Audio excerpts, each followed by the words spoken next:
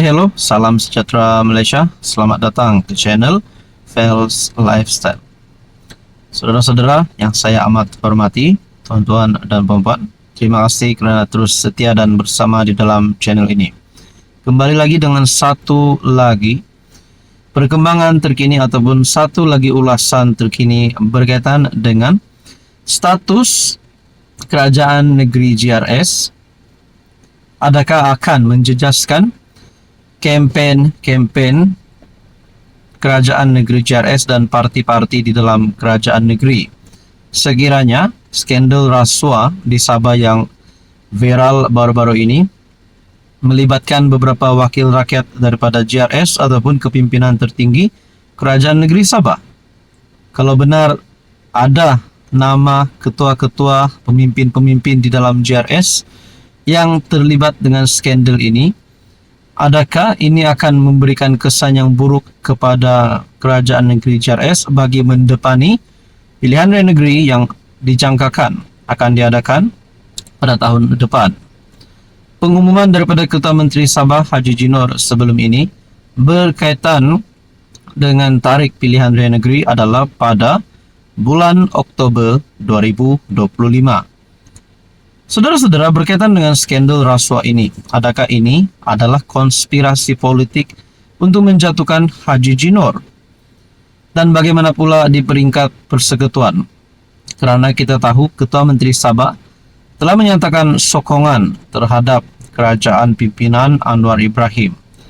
Adakah sekiranya skandal rasuah ini melibatkan nama-nama besar di dalam kepimpinan GRS, Kerajaan Negeri Sabah, PH pimpinan Anwar Ibrahim, Kerajaan Persekutuan pimpinan Anwar Ibrahim tidak akan segan untuk membuat tindakan sehingga tidak lagi bersama-sama dengan GRS di dalam kerjasama? Nah, saudara-saudara, berkaitan dengan video rasuah, PH akhirnya akan buat pilihan. Satu perkongsian daripada Malaysia Kini. Politik Sabah menjadi jaringan gabungan politik yang rumit selepas PRU15.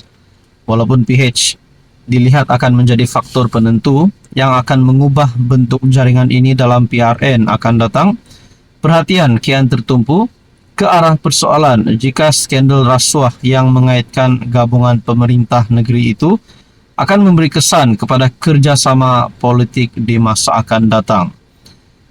Untuk memahami kemungkinan yang boleh berlaku, kita perlu melihat secara ringkas bagaimana penjajaran politik pada masa ini di Sabah terbentuk. Walaupun Sabah ada sejarah politik yang kaya, sebahagian besar daripadanya dari 1986 sehingga 2018 adalah BN sebagai kerajaan. Tempat itu digantikan warisan pada 2018 dengan PH sebagai sekutunya. Namun pemain politik utama di Sabah sekarang ialah GRS yang mentadbir negeri sejak 2020.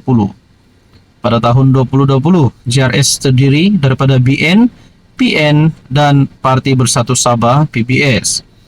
PN di Sabah pula terdiri daripada Bersatu, Parti Solidariti Tanah Airku STAR dan SAPP, Parti Progresif Sabah. Bagaimanapun, penjajaran politik di Sabah menjadi rumit selepas PRU15 pada 2022. Ketua Menteri Haji Jinor menyokong pengerusi PH Anwar Ibrahim dan kemudian mengetuai penghijraan keluar daripada Bersatu untuk membentuk parti baru, Gagasan Rakyat Sabah, iaitu Gagasan. Langkah itu disusuli STAR dan SAPP, walaupun SAPP masih kekal sebagai komponen dalam PN. Jadi saudara-saudara yang saya amat hormati semua, adakah kalau ini menjadi satu konspirasi politik untuk menjatuhkan Ketua Menteri Sabah Haji Jinor, Kerajaan Negeri GRS, siapakah yang layak untuk menjadi Ketua Menteri baru? Adakah UMNO Sabah ataupun mungkin warisan? Saudara-saudara, apa komen? Hello semua, salam sejahtera Malaysia. Selamat datang ke channel Fels Lifestyle. Terima kasih kerana terus setia dan bersama di dalam channel ini. Tuan-tuan dan puan-puan, berkaitan dengan isu kes skandal rasuah yang masih lagi menjadi cerita seluruh rakyat Malaysia, terutamanya di negeri Sabah, berkaitan dengan skandal rasuah yang berlaku di Sabah, yang juga melibatkan nama 8 wakil rakyat, yang juga melibatkan nama Ketua Menteri Sabah, Timbalan Ketua Menteri Sabah.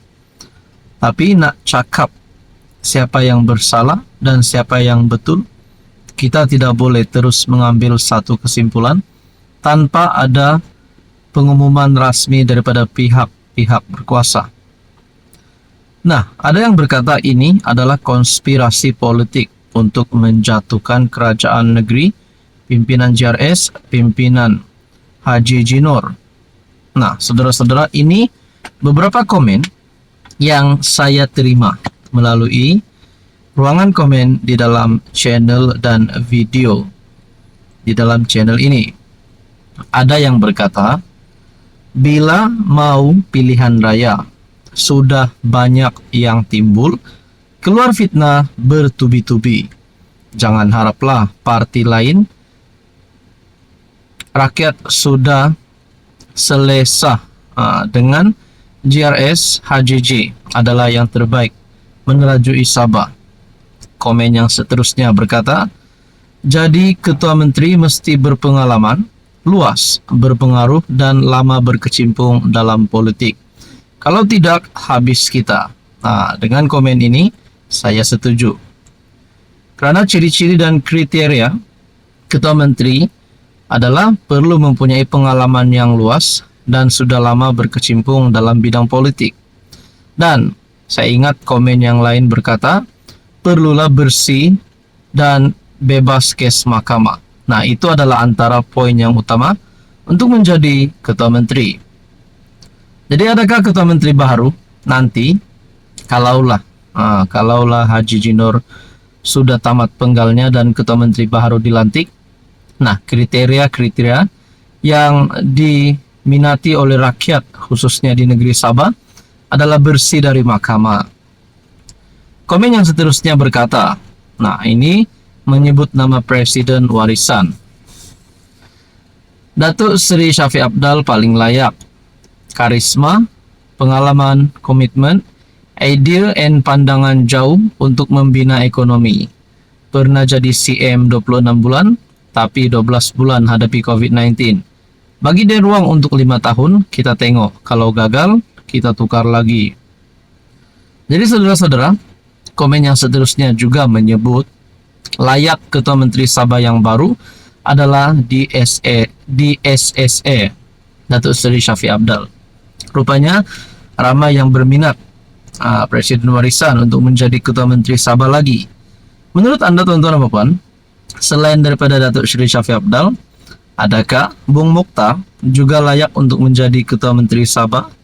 Sedangkan beliau hari ini mempunyai kes mahkamah. Nah, bagaimana pula dengan Haji J? Adakah beliau layak untuk terus memerintah? Layak untuk terus meneruskan penggalnya sebagai Ketua Menteri Sabah? Saudara-saudara, berkaitan dengan isu skandal rasuah yang berlaku di Sabah, Anda rasa apa yang akan berlaku selepas ini? Teruskan bersama di dalam channel ini untuk info dan isu yang seterusnya.